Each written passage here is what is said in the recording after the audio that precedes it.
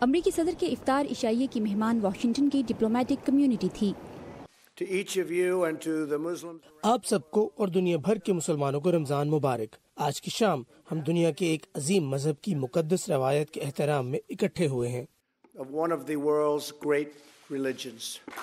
صدر ٹرمپ کی جانب سے افطار کا انعقاد وائٹ ہاؤس کے اسٹیٹ ڈائننگ روم میں کیا گیا، جہاں سعودی عرب، متحدہ عرب امارات، بحرین، کویت اور قطر کے سفیروں کے علاوہ افریقی ممالک کے سفیر بھی شریک تھے۔ اس موقع پر امریکی نائب صدر مائک پینس اور صدر ٹرمپ کے داماد جیرڈ کشنر بھی موجود تھے۔ آج کی رات ہم اپنی دوستی کے تعلق کو مضبوط کرنے پر اور مشرق وسطیٰ میں اپنے دوستوں کے تعاون کے شکر گزار ہیں۔ اس سال امریکی صدر کی جانب سے وائٹ ہاؤس میں افطار ڈنر کی روایت پر عمل کرنے کی صدر ٹرمپ کی کوشش کا خیر مقدم کیا گیا۔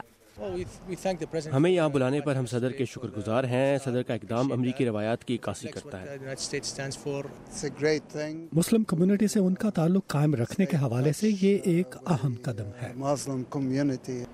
تقریب میں شریک سفارتکاروں کا کہنا تھا کہ صدر کے اس اقدام سے مسلم دنیا میں ان کے تاثر میں بہتری آئے گی۔